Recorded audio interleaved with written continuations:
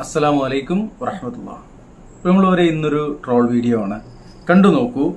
ചില ആളുകൾ ചില വിവരക്കേടുകൾ ചില ആളുകളോട് പറയുമ്പോൾ അത് അങ്ങനെയല്ല ഇങ്ങനെയാണ് കേട്ടോ എന്ന് പറഞ്ഞുകൊണ്ടുള്ള വീഡിയോകളാണ് ചെയ്യാറുള്ളത്.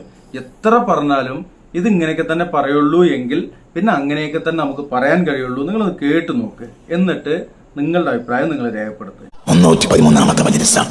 അള്ളാഹുവിന്റെ റസൂൽ ആ മജ്‌ലിസിൽ എത്തി നോക്കിയിട്ടുണ്ടാവും. ഞാൻ ആദ്യം വിളിച്ചത് നബിയെയാണ്. 313 മജ്‌ലിസിലേക്ക് ഞാൻ ആദ്യം വിളിച്ചത് നബിയാണ്.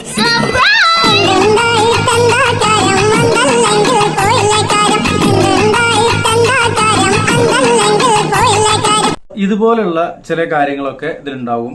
അതിനോട് താല്പര്യമില്ലാത്തവര് ദയവ് ചെയ്തിട്ട് സ്കിപ്പ് ആവുക, അല്ലാത്തവർക്ക് കാണാം. ഇവിടെ 313 മൂപ്പരുടെ മജ്‌ലിസാണ്. അതിലേക്ക് റസൂലിനാണ്ട് വരുന്ന പറയണത്. എവിടുന്ന് എടുത്തിട്ടാണ് ഇത് പറയണത്? തൊള്ളപ്പൊട്ട് എടുത്തിട്ട് പറയാണ്, വേറൊന്നുമില്ല. നീ കേട്ടോ കാണി. ഞാൻ വളരെ ചണ്ടിയാണെങ്കിലും സ്വാധീനങ്ങളായ ആളുകൾ വരുന്നുണ്ട്. പിന്നെ 313 അള്ളാഹ് എന്ന പ്രസംഗം നിങ്ങൾക്ക് പകരക്കാരനായി ഞാൻ ചെയ്യണം. നബി വരും, നബി കരീമാവും, നബി പണ്ടത്തെ ആളുകൾ പണ്ട് ചെറിയ കാര്യങ്ങൾ ഞങ്ങൾ അറിഞ്ഞിട്ടുണ്ടോ? പല്ലില്ലാത്ത വല്യമ്മ എങ്ങനെ തിന്നും ഉള്ളിവട എന്നൊക്കെയുള്ള പാട്ടാണ്. അതൊക്കെ ഇതിന് കൊടുക്കാനുള്ളത്. ഇയാള് പറയുന്ന വിവരക്കേടിന് ഇതൊക്കെയാണുള്ളത്. അള്ളാന്റെ റസൂല് അങ്ങോട്ട് വരുന്ന് എവിടേക്ക്? ഇയാളെ തറവാട്ടിക്കേ. അതല്ലേ റസൂലിന് പണി? കെട്ടയക്കാനില്ലെങ്കിൽ ആ തൊപ്പിയെങ്കിലും തിരികിട്ട് മുണ്ടാണ്ടിരുന്നൂടെ അല്ലേ? ആ പറ. അടുത്ത വെള്ളിയാഴ്ച അവരുടെ റസൂൽ നോക്കണ്ട. ഞാൻ നബിനെ വിളിച്ചപ്പോ സുന്നത്തല്ലേ.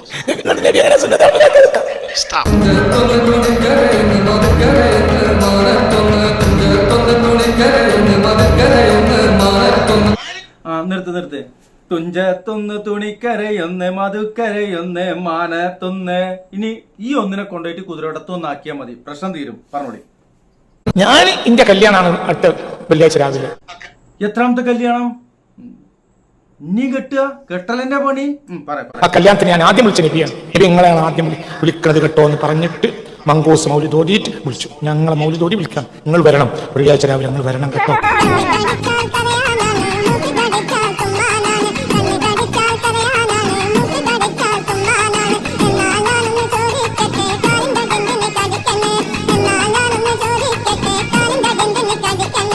ഞാൻ ആദ്യം വിളിച്ചത് കണ്ണ് കടിച്ചാൽ കരയാനാണ്, മൂക്ക് കടിച്ചാൽ തുമ്മാനാണ്. എന്നാൽ ഞാനൊന്ന് ചോദിക്കട്ടെ, കാലിന്റെ അടി എന്തിന് കടിക്കണേ? ഇതിനൊക്കെ ഒരു മറുപടി പറയും മൊയ്ലിയാരെ. എനിക്കുള്ള അന്തം കൂടി ഇല്ല നിങ്ങൾക്ക്. എന്നിട്ടാണ് നിങ്ങൾ ഈ പറഞ്ഞുകൊണ്ടിരിക്കുന്നത്. റസൂൽ അപ്പൊ വരും, റസൂലിന്റെ കല്യാണത്തിന് വരും, റസൂലിന്റെ കുട്ടിയുടെ മുടിയളിച്ചല്ലേ. എന്ത് പീരാന്തൊക്കെയാണ് ഈ പറയണത്? ഇത് ഇങ്ങനെ അല്ലാണ്ട് എങ്ങനെ പറയാം സഹോദരന്മാരെ? ഞാൻ ആദ്യം വിളിച്ചത് റസൂലാണ്. റസൂൽ വരും, അതിനെ നോക്കിയിട്ടല്ലേ വിളിച്ചോടുത്ത് പോകുക. റസൂലാണ് സുന്നത്താണ്. എന്തേ അങ്ങനെ തന്നെയല്ലേ? ഞാൻ നബിനെ വിളിച്ചിട്ട് നബി വരും, അടുത്ത വിളിച്ച റസൂലുണ്ട്. എനിക്ക് ഉറപ്പാണ്. എനിക്ക് ഉറപ്പണി വന്നാൽ മതി.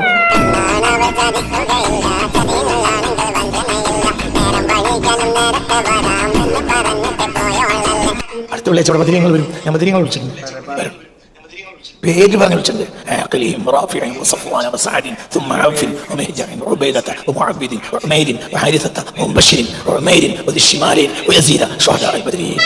ചൈനക്കാരി പെണ്ണാണ് അവൾ മറ്റ് പിന്നെ മിണ്ടിട്ടില്ല. ചൈനക്കാരി പെണ്ണാണ് അവൾ മറ്റ് പിന്നെ മിണ്ടിട്ടില്ല. ഒക്കെ പറഞ്ഞതിന് മുമ്പേ ഇവിടെ എന്തേ പാടിയെന്നറിയോ? ചൈനക്കാരി പെണ്ണാണ് അവൾ മരിച്ച പിന്നെ മിണ്ടിയിട്ടില്ല. അതായത് ഇയാള് വഫാത്തായ പ്രവാചകനെ വിരുന്ന് വിളിക്കലുണ്ട്, അതേപോലെ തക്കാരത്തിന് വിളിക്കലുണ്ട്, അതേപോലെ മുടിയളീച്ചലിന് വിളിക്കലുണ്ട്. ഇനി വേറെ എന്തിനൊക്കെ വിളിച്ചിട്ടുണ്ടെന്നാവേ ഇനി പറയാത്തതൊന്നും നമുക്കറിയില്ലോ. അതിനൊക്കെ വിളിക്കലുണ്ട്, അത് കേൾക്കലുണ്ട്, അത് വരലുണ്ട് എന്നാ പറയണത്. ഒരു ഫോട്ടോ എടുത്ത് വെക്കുവോ? റഹ്മത്തില്ലാത്ത കാസിമിയെ ഒരു ഫോട്ടോ. ഇനി അടുത്ത പ്രാവശ്യം റസൂൽ വരുമ്പോ ഒരു ഫോട്ടോ സെൽഫി ഇജും കൂടി നിന്നോ, എന്നിട്ട് സെൽഫി ഇങ്ങനെ എടുത്തോ. എന്നിട്ട് അതിന്റെ വാട്സപ്പിക്ക് ഇവിടെ നമ്പർ ഉണ്ടാവും. ആ വാട്സപ്പിക്ക് ഒന്ന് ഇട്ടുണ്ട് കേട്ടോ. പറയാം. ഒക്കെ ഞാൻ വിളിച്ചിട്ടുണ്ട്, പേര് പറഞ്ഞു വിളിച്ചിട്ടുണ്ട്. നിങ്ങൾ വെള്ളിയാഴ്ച രാവിലെ വരണം. അതിൽ പങ്കെടുത്ത ഒരാൾ നിരക്കത്ത് കിടക്കാൻ പാടില്ല.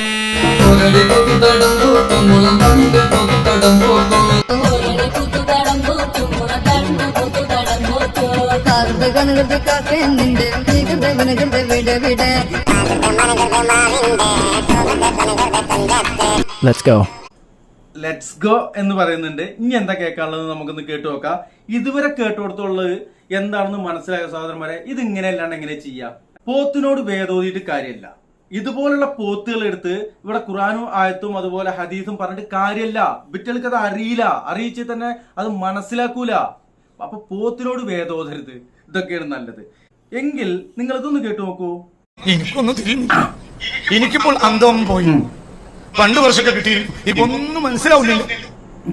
ഒന്നും കൂടി പറഞ്ഞാൽ കേക്കട്ടെ. എനിക്കൊന്നും തിരിയുന്നില്ല. എനിക്കിപ്പോൾ അന്തം പോയി. 2 വർഷമൊക്കെ കിട്ടിയിരുന്നു. ഇത്രയും നിങ്ങൾക്ക് കാണിച്ചു തന്നത് അമീർ ഒതുക്കുങ്ങൽ ഒരു വീഡിയോ ചെയ്തിരുന്നു.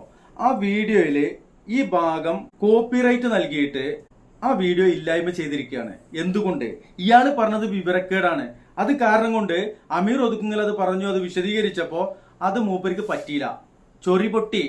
മുരിക്കുമരത്തിൽ കയറിയത് നല്ലതെന്ന് ഞാൻ നേരത്തെ പറഞ്ഞിട്ടുണ്ട്. മുരിക്കുമരത്തിലല്ല മൂപ്പര് കയറിയത്. മൂപ്പര് ഏതോ ചെറുക്കന്മാരെയും വിളിച്ചു കൊടുത്തിട്ട് അത് കോപ്പിറൈറ്റ് അടിച്ചിക്ക. എന്നാ ചെയ്യേ കോപ്പിറൈറ്റ് അടിക്കേ, അടി കോപ്പിറൈറ്റ്. ആംബിയർ ഇടിച്ചത് അവിടെ കോപ്പിറൈറ്റ് അടിക്കേ. ഈ വീഡിയോ ആണല്ലോ കോപ്പിറൈറ്റ് അടിച്ച് കളഞ്ഞത്. അങ്ങനെ കോപ്പിറൈറ്റ് അടിക്കാനുള്ള കൊമ്പും തുമ്പിയും പാലും അതൊക്കെ ഉള്ളോലും ഇടിച്ചിട്ട് വന്നിട്ട് കോപ്പിറൈറ്റ് അടിക്കേ. ഏതായാലും അമീർ ഒതുക്കുങ്ങൽ പറഞ്ഞ ആ ബാക്കി കാര്യങ്ങൾ കൂടി ഇവിടെ നിന്ന് ചേർക്കുന്നുണ്ട്. കേട്ടു നോക്കിങ്ങൾ. അടുത്ത വെള്ളിയാഴ്ച 313ാമത്തെ മജ്‌ലിസാണ്. ആ മജ്‌ലിസിന് പിന്നെ ആദ്യം നബിനെ ക്ഷണിച്ചിട്ടുള്ളത്. നബിയെ 313ാമത്തെ മജ്‌ലിസാണ് നടക്കുന്നത്. അതുകൊണ്ട് ഞാൻ ആദ്യം വിളിച്ച നബിയാണ്. നബിയെ നിങ്ങൾ എന്തായാലും വരണമെന്ന് പറഞ്ഞു. അപ്പൊ നബി വിളിച്ചാൽ വരാതിരിക്കുവോ? കാരണം നബി വിളിച്ചാൽ എന്താണോ ഹംകേജി പറയണത്? നിങ്ങൾ എന്താ അള്ളാന്റെ റസൂലിനെ കളിയാക്കുക? നിങ്ങളെ ഈ കോപ്പിരായിട്ട്, നിങ്ങളെ ഈ തോന്നിയാസം, ഈ കോമാളിത്തരും എന്തെങ്കിലും പൊലിപ്പിക്കോളി. നിങ്ങൾ കുറച്ച് കോമാളികൾ എവിടെയെങ്കിലും കൂട് കെട്ടിയിട്ടോ കാട് കയറിയിട്ടോ എന്തെങ്കിലും പ്രസംഗിച്ചോളി. അയക്കെന്തിനോട് ഈ പുന്നാരൻ നബിനെ വിളിച്ചോണ്ടിരുന്ന നിങ്ങൾ? നബി എന്താ നിങ്ങളെ കോമാളി കളിയോ? നിങ്ങളെ കുട്ടിക്കളിക്കളാ നബി? നിങ്ങൾ വിളിച്ചോടത്തൊക്കെ വരാളാ നബി തന്നെ? നബി മാത്രമല്ല 313 ബദരീങ്ങൾ മൊത്തം ഒരു പ്രകടനമായിട്ടുണ്ട് വരിക. മുന്നിൽ നബി ഇങ്ങനെ കൊടി പിടിച്ചിട്ട് ബാക്കിയുള്ള ബദരീങ്ങൾ, ബാക്കിയുള്ള സ്വഹാബത്തൊക്കെ അങ്ങനെ ഓരോരുത്തരെ പേരെടുത്ത് വിളിച്ചു എന്നാണ്. ഹാരിസെ, ഉബൈദ്, സഫ്വാന് എല്ലാവരും പേര് 313 ബദരീങ്ങൾ എല്ലാവരും പേര്. അടുത്ത വെള്ളിയാഴ്ചന്റെ പേരിൽ നെയ്ച്ചോറും തേങ്ങാച്ചോറും ഇങ്ങനെ പരിപാടിയൊക്കെ ഉണ്ട്. എല്ലാവരും വന്ന് തിന്ന് കണ്ട് പോയിക്കോളി. ഇനി വല്ല കൈമടക്കം കൊടുത്തഞ്ഞി തന്നെ. എന്നിട്ട് വന്ന ചങ്ങായി എൻ്റെ പേരേക്ക് നബിയും ഈ സ്വഹാബത്തൊക്കെ വന്നോ? അങ്ങനെ ഒരു ഫോട്ടോ എടുത്തുകൊണ്ട് സോഷ്യൽ മീഡിയയിൽ ഇട്ടുവിടുക. ഞാൻ ബാക്കിയുള്ളവർക്കുണ്ടല്ലോ നബിനെ കാണാനൊക്കെ ഒരു പൂതി. അപ്പൊ സുഹൃത്തുക്കൾ, ഇതിങ്ങനെ പിരാന്ത് തരി കയറിയിട്ട് ഓരോന്ന് ഇങ്ങനെ ഓരോ സമയത്ത് ഇങ്ങനെ കിടന്ന് പൊലമ്പണി ചങ്ങായി. ഇത് വീട്ടൊരു കാര്യമായിട്ട് എടുക്കാഞ്ഞത് ഗൗരവമാണ് വിഷയം. ഇപ്പൊ കൊണ്ടുപോയാൽ നടത്തിക്കൊണ്ടുപോകാ, കുറച്ച് കഴിഞ്ഞാൽ ചങ്ങല കിട്ട് കൊണ്ടുകൊണ്ടിരിക്കണേ ഹോസ്പിറ്റലിലേക്ക്. ആ ജാതി തോന്നിയാസാണ് ഇവൻ വിളിച്ചു പറഞ്ഞുകൊണ്ടിരിക്കുന്നത്. എന്താണ് ഈ പറയണത്? ഓന്റെ വിചാരം ഓൻ വലിയ സംഭവം, ഈ ലോകത്ത് ഏറ്റവും വലിയ ഗവേഷകനാണ് ഓൻ എന്നുള്ളതാണ്. അതുകൊണ്ട് ഇസ്ലാമിക ചരിത്രത്തിൽ ഇന്ന് വരെ ആരും കേൾക്കാത്തതും കാണാത്തതും അറിയാത്തതുമായ വിവരങ്ങളാണ് ശൈത്താന്റെ സഹായത്തോടെ, ഏതോ ജൂതന്റെ സഹായത്തോടെ, ഏതോ ഒരു തലതിരിഞ്ഞ സൂഫിയുടെ സഹായത്തോടെ ഇവർ പൊലമ്പിക്കൊണ്ടിരിക്കുന്നത്. മനസ്സിലായോ? ഇതങ്ങനെ ആയപ്പോ ഇവൻ എത്രയും കാലം പേറി നടന്ന, തോളിലേറ്റി നടന്ന, തലയിലേറ്റി നടന്ന ഈ കെ സമസ്തയിലൊരു വിഭാഗം ഉണ്ടല്ലോ, ശജറകള്, അവന്മാർക്ക് വരെ മടുത്തു. ഇപ്പൊ ഓര് വരെ തള്ളി പറഞ്ഞു. കേട്ടോളി അമ്പലക്കടവ് പറയണത്. ആദരണീയരായ സഹോദരങ്ങളെ, എൻ്റെ മാന്യ സുഹൃത്ത് റഹ്മത്തുള്ള ഖാസിമിയുടെ കഴിഞ്ഞ കാലങ്ങളിലെ പ്രഭാഷണങ്ങളുമായി ബന്ധപ്പെട്ട് ചില കാര്യങ്ങൾ ശ്രദ്ധയിൽപ്പെടുത്താൻ ആഗ്രഹിക്കുകയാണ്. അടുത്ത കുറച്ചു കാലങ്ങളിലായി സമൂഹത്തിൽ ഉന്നത തട്ടിൽ നിലനിൽക്കുന്ന മഹൽ വ്യക്തിത്വങ്ങളെക്കുറിച്ച് കുത്തുവാക്കുകൾ കൊണ്ട് അധിക്ഷേപിക്കുകയും സ്വഹീഹുൽ ബുഖാരിയിലെ ഹദീസിനെ പോലും അതീവ ദുർബലമായി കണ്ടുകൊണ്ട് പ്രചരിപ്പിക്കുകയും ചെയ്യുന്ന തരത്തിൽ അദ്ദേഹത്തിന്റെ പ്രസംഗത്തിൽ സ്ഖലിതങ്ങൾ വന്നുകൊണ്ടിരിക്കുകയാണ്. പഴയ കാലങ്ങളിൽ എല്ലാ ആഴ്ചയും അദ്ദേഹം കോഴിക്കോട് ഖുർആൻ പ്രഭാഷണം നടത്തിയിരുന്നു. ഈ പ്രഭാഷണങ്ങൾ സമാപനമായ വലിയ വാർഷിക പ്രഭാഷണ മഹാസമ്മേളനങ്ങൾ വിശുദ്ധ റമദാനിൽ SKSS സംസ്ഥാന കമ്മിറ്റി സംഘടിപ്പിച്ചിരുന്നു. അന്ന് തന്നെ അദ്ദേഹത്തിന്റെ പ്രകൃതിപരമായ ദൗർബല്യമുണ്ട്. ഓരോ വർഷവും ശരാശരി 2, 3, 4, 5 വിഷയങ്ങൾ തിരുത്താനുണ്ടാവും. അത് ഞങ്ങളൊക്കെ ബന്ധപ്പെട്ട് അദ്ദേഹത്തെ വിളിച്ചു വരുത്തി തിരുത്താൻ പറയുമ്പോൾ അദ്ദേഹം തിരുത്തും. പക്ഷെ ഇത് എപ്പോഴും അദ്ദേഹത്തിന്റെ പ്രകൃതിപരമായ രീതിയാണ്. തെറ്റുകൾ വന്നുകൊണ്ടേയിരിക്കും. ഇപ്പൊ ആ തെറ്റുകൾ മൂർധന്യ ദശയിൽ എത്തിക്കൊണ്ടിരിക്കുകയാണ്. ഇപ്രാവശ്യത്തെ വിവാദം ഉണ്ടായപ്പോഴും അദ്ദേഹത്തെ അടിയന്തരമായി വിളിച്ച് കോഴിക്കോട് വെച്ച് കാണാൻ പറഞ്ഞു. ഈ വിനീതനും മുസ്തഫ മാസ്റ്റർ മുണ്ടുപാറ, സത്താർ പന്തല്ലൂര്, OP അഷ്റഫ് 4 പേരും കൂടി അദ്ദേഹത്തോട് സംസാരിച്ചു. ഈ ഭീമാബദ്ധങ്ങൾ അടുത്ത കാലങ്ങളായി അദ്ദേഹം വരുത്തി വെച്ചതും പ്രത്യേകിച്ച് സ്വഹീഹ് ബുഖാരിയുമായി ബന്ധപ്പെട്ട വിഷയവും അദ്ദേഹം കൃത്യമായി ഞാൻ തിരുത്തി വിശദമായി വീഡിയോ ഉടനെ ഇടാമെന്ന് പറഞ്ഞു. അദ്ദേഹം ആ ദിവസം പറഞ്ഞ ദിവസം വിട്ടില്ലെന്ന് മാത്രമല്ല, പിന്നീട് അത് തിരുത്തുന്ന സമയത്തും മറ്റു തരത്തിലുള്ള ചില കുത്തുവാക്കുകളും വിശദീകരണവും നൽകിക്കൊണ്ട് വളരെ ലളിതമായ നിലക്കാണ് കാര്യം കൈകാര്യം ചെയ്തത്. പറയാതിരിക്കാൻ നിർവാഹമില്ല. ഇപ്പൊ എങ്ങനെയുണ്ട് ശജറകളെ? ഇപ്പൊ എങ്ങനെയുണ്ട്? മൂത്ത ശജറകളാണ് ഈ പറയണത്, മൂത്ത മരക്കുറ്റികള്. പക്ഷെ ആ മൂത്ത മരക്കുറ്റിമ കെട്ടിട്ടിട്ടും ഇപ്പൊ ഇയാൾ ഒതുങ്ങണില്ല. കയറും പൊട്ടിച്ച് മരക്കുറ്റി അടക്കം പറിച്ചു പോയാണ് ഇപ്പോ. ഇത് കുടത്തുനിന്ന് ഇറക്കി വിട്ട ഭൂതത്തിന്റെ മാതിരി എന്ന് പറഞ്ഞ മാതിരിയല്ല ഇപ്പൊ ഇയാളെ. ഈ ഷജറകളാണ് ഇത്രയും കാലം ഇയാളെ ഏറ്റിക്കൊണ്ട് നടന്നത്.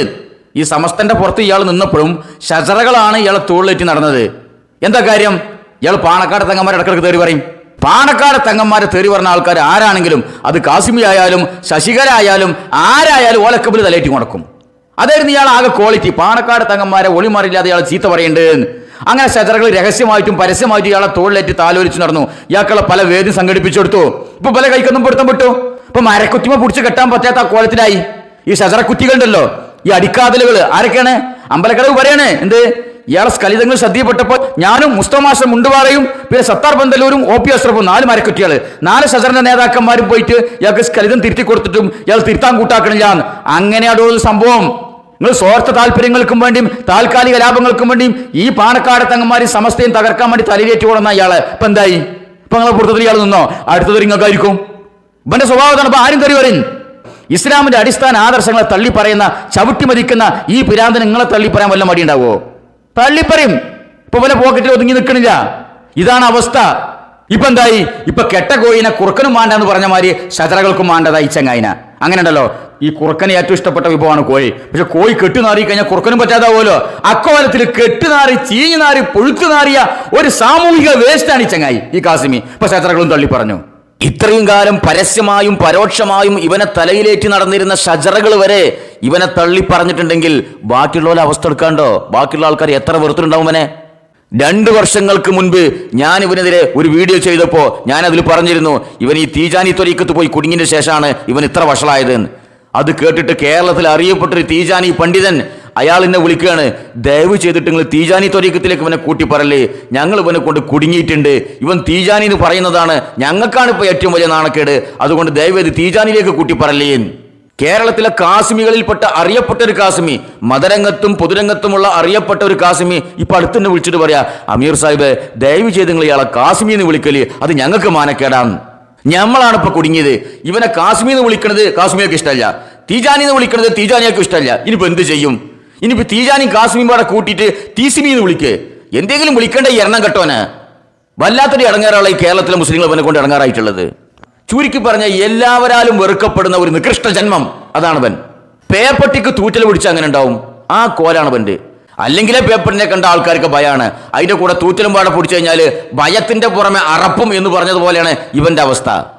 പേപ്പട്ടികളെ പോലെ ഇവൻ ആരൊക്കെയാണ് എപ്പോഴാണ് കടിക്കുക ഒന്നും പറയാൻ പറ്റൂല. പേപ്പട്ടികൾ എങ്ങനെയുള്ളോ, വീട്ടിൽ വളർത്തുന്ന പട്ടിയാണെങ്കിലും അതിന് പേ പിടിച്ചു കഴിഞ്ഞാൽ ഇത്രയും കാലം തീറ്റ കൊടുത്ത, ബിസ്ക്കറ്റ് കൊടുത്ത, പാല് കൊടുത്ത വീട്ടിലെ ഗൃഹനാഥനാണെന്ന് നോക്കൂല, അതിനും കടിക്കും.